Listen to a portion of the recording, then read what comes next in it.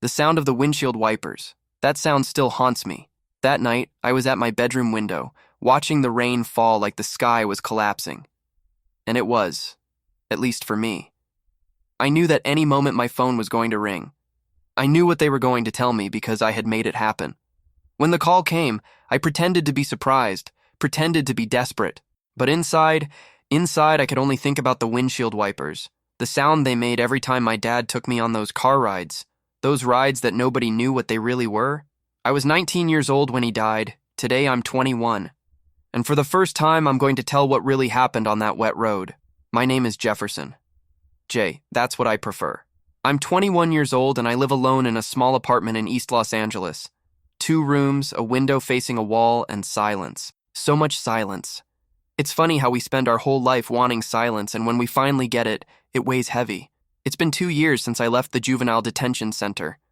1.5 years, actually. I served my time for homicide. Homicide. That word still sounds strange in my mouth, like it belongs to someone else. To a monster. And maybe it does. My dad died in a car accident on a night of heavy rain. Officially, that's what it was. Wet road, sharp curve, brakes that failed. Tragedy. Poor man. Left behind a young son. People came to hug me at the funeral, to tell me to be strong. Your father loved you so much, they said. You two were so close. Close. If they only knew. The technical report pointed to mechanical failure in the brakes, but there was a more attentive expert, a guy who looked beyond the obvious, who noticed that failure wasn't natural. And then the questions started.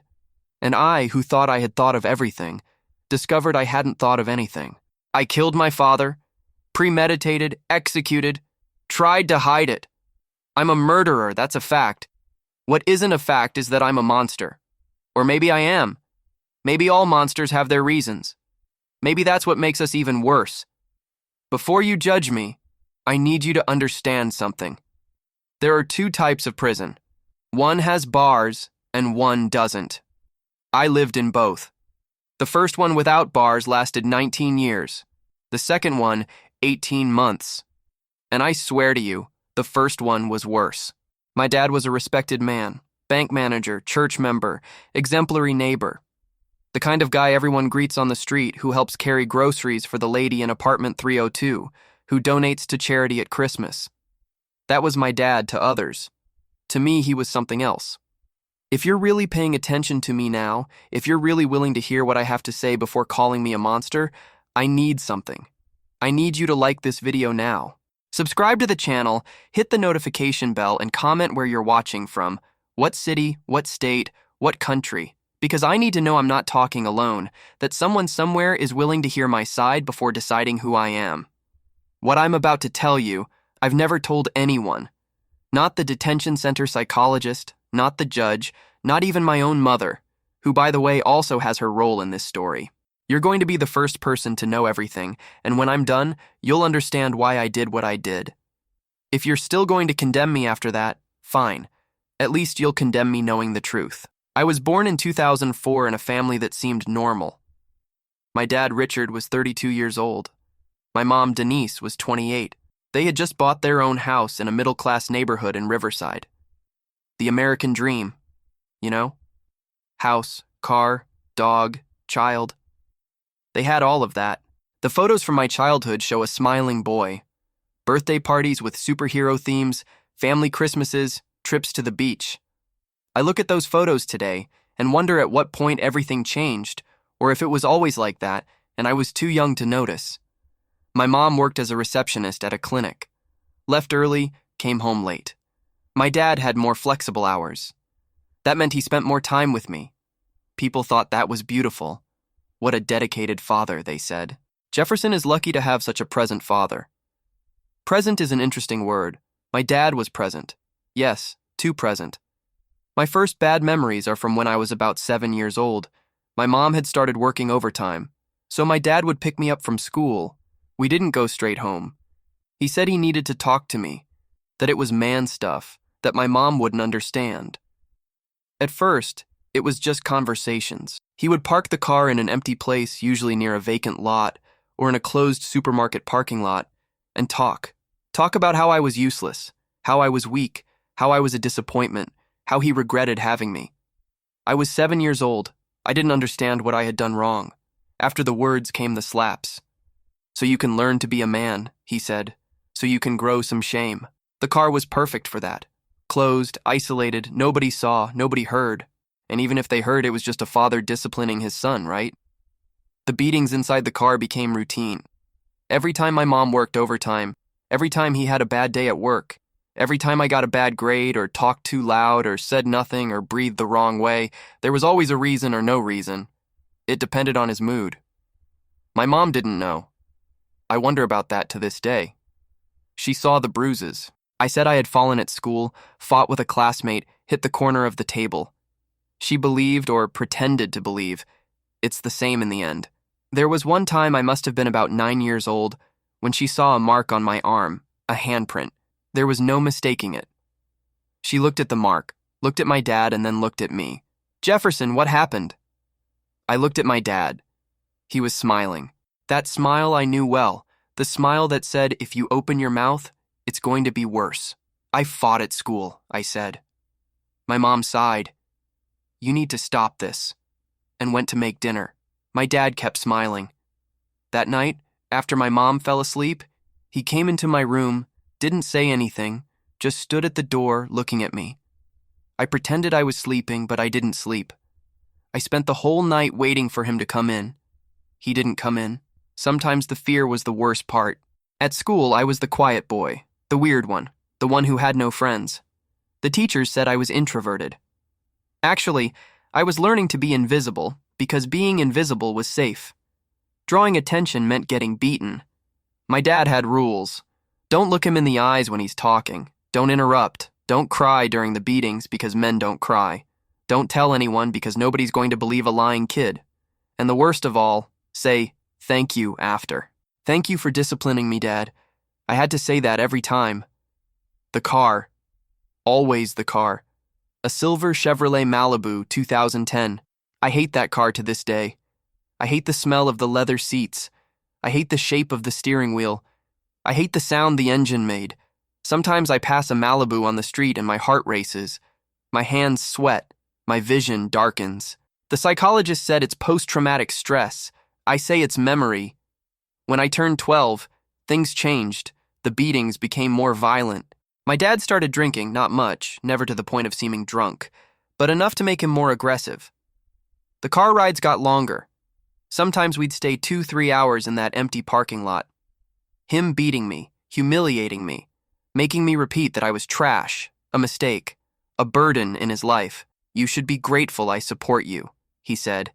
"Your mom wanted an abortion. I'm the one who didn't let her. And look how you repay me." I don't know if that was true. I never asked my mom. I think I'm afraid of the answer. At 13, I tried to tell. Just once. There was an English teacher who seemed to genuinely care about me, Mrs. Anderson. She noticed I was quieter than normal. Called me to talk after class. "Jefferson, is everything okay at home?" I opened my mouth. I was going to tell. I swear I was. But then I saw through the classroom window my dad's car parked at the school gate. He had come to pick me up early. He was looking at me. "Everything's fine, Mrs. Anderson. I'm just tired." Mrs. Anderson didn't believe it. I saw it in her eyes, but she didn't insist. Nobody ever insisted. That night, my dad took me to the closed mall parking lot. We stayed there for 4 hours. 4 hours. When I got home, I could barely walk. I told my mom I had fallen off my bike. She gave me pain medicine and told me to sleep. I think that was the night when a part of me died, and another part, a dark part, started to be born. From 14 to 17 years old, my life was a sequence of survival. Every day was a battle. Every hour near my dad was a minefield. I learned to read the signs, the way he moved the corner of his mouth when he was irritated, the tone of voice that indicated I was going to get beaten, the way he looked at the clock when he wanted to go on a ride. I developed techniques: stay in the room as much as possible, always have an excuse not to get in the car, pretend I was sick, but nothing worked for long. He always found a way. There was one day, I was 15 years old, when he said he was going to teach me to drive. My mom thought it was great. What a wonderful father, already teaching his son. We went to an empty lot near an abandoned factory. I had barely sat in the driver's seat when he started. "You're so useless you won't even be able to do this right." and he started. Every time I made a mistake, he hit me. I stalled the car, slap in the face, didn't check the rearview mirror, punch in the arm. Wrong gear, he grabbed my head and slammed it against the steering wheel. I came home with my face swollen. My mom asked what happened. My dad answered for me. The idiot crashed the car into a tree. Lucky he didn't get hurt worse. I stayed silent. What could I say? At 16, I started researching. I don't really know what I was looking for. Maybe a way out. Maybe an explanation. I found forums on the internet about child abuse. I read other people's accounts. I cried reading them. For the first time, I realized I wasn't alone. That what my dad did had a name. That it was a crime. I thought about reporting. I even called the child abuse hotline once, but hung up before speaking. What was I going to say? That my dad, the bank manager, the church member, beat me inside the car. Who would believe me? And even if they believed, what would happen? Would he be arrested? Would I go to a foster home? Would my mom hate me? The fear of the unknown was almost as big as the fear of him. Around that time, my dad started making up stories about me. He told neighbors I was troubled, that I had violent tendencies, that he, poor thing, was doing his best to control me. He was building a narrative. I didn't realize it at the time, but he was protecting himself. In case I ever spoke up, nobody would believe the troubled kid. The beatings inside the car got more creative. He didn't just hit with his hand anymore. He used the belt, the phone charger. Once he used a screwdriver that was in the glove compartment. Said if I told anyone it would be worse, much worse. I believed him. My mom, she was increasingly absent, working more, sleeping on the couch, avoiding my dad as much as I did. Sometimes I wonder if she was afraid of him too. Sometimes I think she simply didn't want to see. There was one Christmas night. I was 17 years old. The whole family was gathered.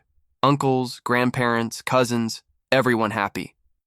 My dad was being the perfect host, smiling, making jokes, serving drinks. I was in a corner trying to be invisible. My grandfather, my dad's father, came to talk to me. Why don't you go help your dad at the grill, boy? Spend more time with him. He's a good man. A good man? I almost laughed, almost cried. In the end, I just nodded and went to help at the grill. My dad put his hand on my shoulder, smiling at the relatives. This is my son, my pride. His hand squeezed my shoulder until it hurt. Nobody noticed. At 18, I started working. Part-time job at an electronics store. My dad thought it was great. Not because he was proud of me, but because now I could contribute to household expenses. Half my salary went to him. The other half I hid, waiting for the day I could leave that house. Work gave me something I had never had, a place where my dad couldn't reach me. 8 hours a day of peace. I started working overtime on purpose just to stay away longer. My manager thought I was dedicated.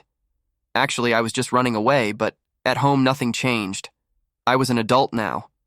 Legally could leave. But where to? With what money? And my mom, as much as she didn't protect me, I still worried about her. If I left, my dad would take it out on her. On a March night in 2023, everything changed.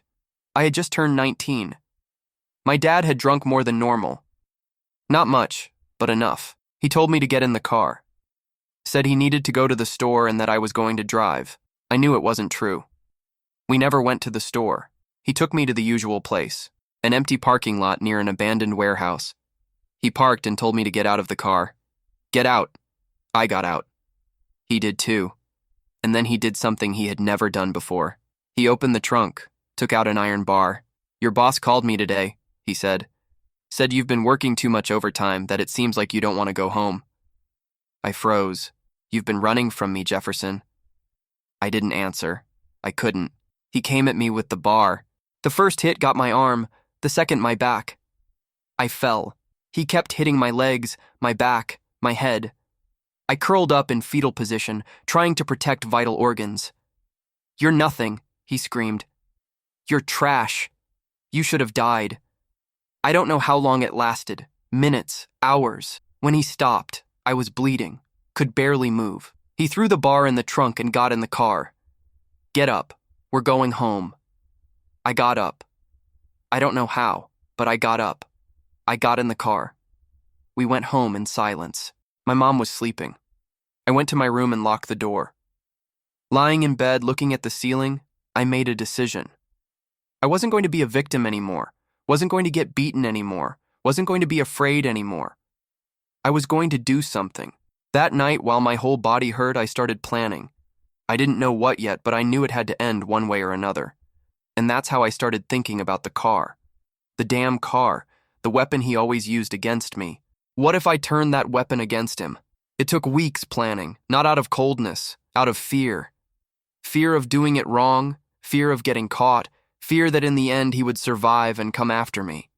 Fear was my constant companion. First I researched, cleared my history every time, used incognito mode, sometimes went to the neighborhood internet cafe. I read about car mechanics, about brake systems, about how accidents happen. I read about forensics, about how crimes are discovered. The brake idea came from a movie I'd seen years before, a thriller where the villain sabotaged the victim's car. At the time, I thought it was movie nonsense. Now it seemed like a possibility, but I didn't know anything about mechanics. My dad never taught me. Of course not. So I started learning YouTube videos about car maintenance, amateur mechanic forums. I talked to a coworker who worked on cars. I asked casual questions. How does the brake system work? What happens if the fluid leaks? He must have thought I was interested in mechanics. I found out it wasn't that complicated. The Malibu's brake system had a master cylinder that distributed fluid to the wheels. If that fluid leaked, the brakes would lose pressure gradually. Not all at once, slowly. The driver would notice the brakes were soft, but if he was distracted, if it was raining, if he was going downhill, I started observing my dad's habits. He always used the car to go to work, always took the same route. There was a steep descent on the way back near a sharp curve. If the brakes failed there at high speed with a wet road, the thought scared me. I was really planning to kill my dad. Yes, I was. And that scared me less than it should have. For weeks, I stayed awake in the early morning thinking about the consequences. What if it went wrong? What if someone else got hurt? What if I got caught? What if I succeeded and felt nothing? What if I succeeded and regretted it? The questions had no answers, but every time I hesitated, my dad did something that reminded me why I was doing this. A humiliation, a slap in the face when my mom wasn't looking, a whispered threat, a look that said, "You're mine." No, I wasn't his. Not anymore. I chose a Friday in June. The weather forecast indicated heavy rain for late afternoon. My dad would work normally, my mom too. I had the day off, the house would be empty. The night before I didn't sleep. I stayed looking at the ceiling, rethinking every detail. I could still give up, could simply leave, run away, start a new life. But running away meant letting him win, meant he would continue. Maybe find another victim. Maybe he already had. At 6 in the morning, I heard my parents leaving for work. I waited half an hour. Then I went to the garage. The Malibu was there. Silver, shiny, impeccable. My dad took good care of the car. It was the only thing he took good care of. My hands were shaking when I opened the hood. I had rehearsed this dozens of times in my head. I knew exactly where the brake fluid reservoir was. I knew what I had to do. With a screwdriver, I loosened the connection of the master cylinder. Not completely, just enough to create a slow leak. The fluid would escape gradually during the day. When my dad went to come home at the end of the afternoon, the brakes would already be compromised. I didn't cut any hose, didn't leave any obvious mark, just a leak that could look like natural wear. At least that's what I hoped. I closed the hood, wiped my fingerprints, went back to my room and waited. The hours passed slowly. I tried to watch TV but couldn't pay attention. Tried to eat, but the food wouldn't go down. I kept looking out the window, watching the clouds darken. The rain started around 3 in the afternoon, heavy, like the forecast had said. At 6:30, my mom arrived, asked about my dad. I said I didn't know.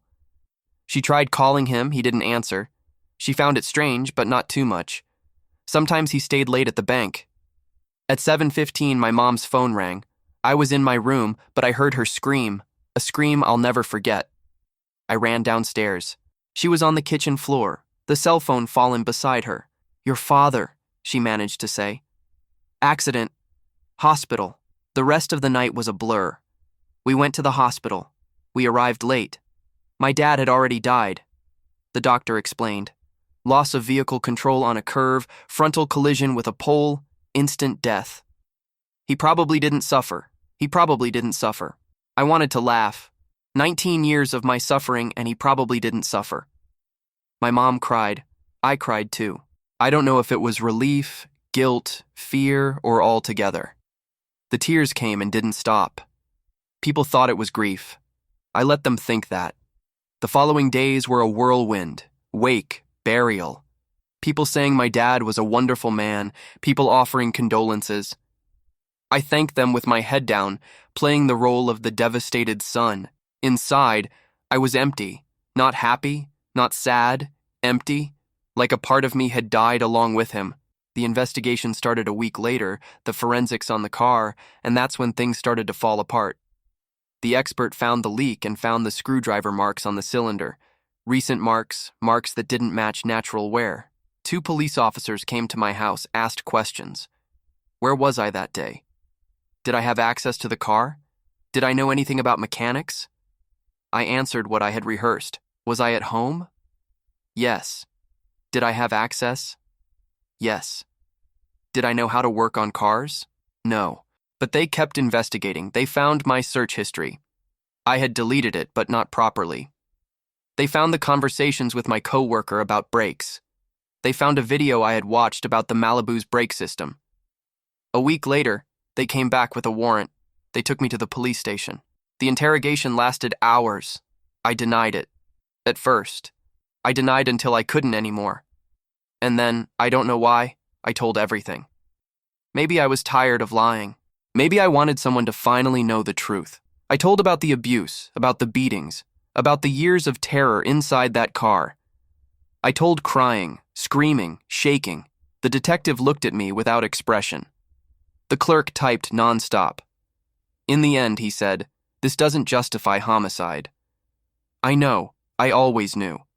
I was charged with premeditated murder, cruel means, base motive. My lawyer, an overworked public defender, tried to claim self-defense, but it didn't stick. It wasn't self-defense, it was revenge. It was execution, it was murder. For being under 21 at the time and a first-time offender, I got a lighter sentence, 15 years with possibility of progression. But first, youth detention center for young adults, 18 months. My mom didn't visit me once. The detention center was in Lancaster, a gray building, surrounded by high walls, barbed wire on top. When I arrived, I thought I was going to die in there. 19 years old, thin, with the face of someone who never fought in their life. Easy target to be a victim again.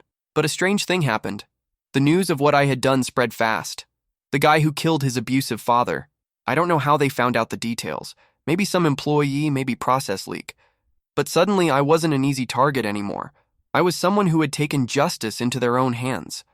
I'm not saying it was respect. It was more like caution. Nobody wanted to mess with the crazy guy who had killed his own father. The first months were the worst. Insomnia, nightmares, panic attacks. I would wake up in the middle of the night hearing my dad's voice. I saw his face everywhere. Sometimes lying in the cell, I felt his hands on my neck. The center psychologist said it was post-traumatic stress, started treatment. For the first time in my life, I was talking about what had happened to me. Not everything. I couldn't talk about everything, but enough.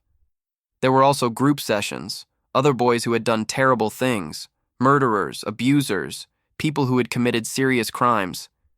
At first, I thought I was different from them. I had a reason, a justification. They were real criminals. But over time, I realized that almost everyone had a story. Almost everyone had a reason. That didn't make what we did right, but it made it harder to judge. There was a boy there. Marcos, 17 years old, had killed his stepfather who beat his mother. Almost the same story as mine, but different. He had done it in the moment, on impulse when he saw the stepfather beating his mother. Grabbed a knife and didn't stop. Marcos and I became, I don't know if friends is the right word, but we understood each other. 2 broken people who had broken other people. Do you regret it? He asked me once. I thought a lot before answering. I don't know. Sometimes yes. Sometimes no. Me too, he said. I think that was the most honest answer any of us could give. I served 18 months. With good behavior, I got progression. When I left, I had nowhere to go. My mom had sold the house and moved. Didn't leave an address, didn't answer my calls. To this day, I don't know where she is. I don't blame her. I killed her husband, the man she chose to spend her life with. Even if she knew about the abuse, even if she had seen it, how could she forgive me? I got this apartment with help from a resocialization program, a job at a logistics warehouse loading boxes. Nobody there knows about my past. Or if they know, they don't say anything. Today, 2 years later, my life is this. I wake up at 5, work from 6 to 4, come home, eat something, watch something, sleep. Repeat. Sometimes I still have nightmares. Sometimes I still hear my dad's voice. Sometimes I pass a Malibu on the street and need to stop to breathe. But I'm alive. I'm free. And he's not.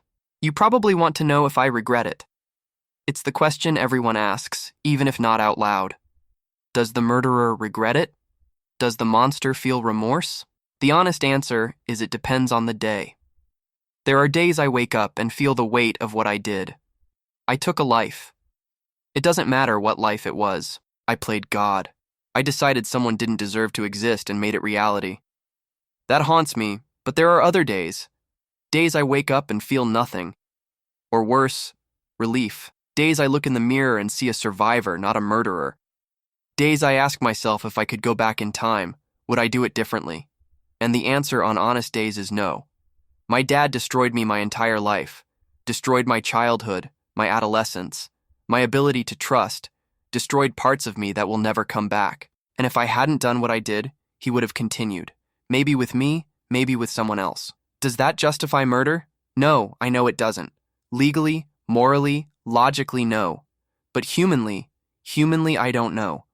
What I know is that I'm here telling this story because I think it needs to be told, not to redeem myself, not to gain sympathy, but because maybe somewhere someone is going through what I went through. And maybe that person needs to know they're not alone. And they also need to know that what I did is not the answer. There are other ways out. I didn't see them at the time, but there are. Reporting, running away, professional help, anything but this. If you're in this situation, don't do what I did. Don't become a murderer. Because even if you escape prison, even if you rebuild your life, you never escape yourself. You carry this forever. If you made it this far, if you heard everything I had to say, I need one last thing. Like this video, subscribe to Traumatic Accounts, hit the notification bell and comment what time it is where you are. It could be 3 in the morning, it could be noon, it doesn't matter. I just need to know that someone heard, that my story exists beyond my head. My name is Jefferson, I'm 21 years old. I killed my father and this is my truth.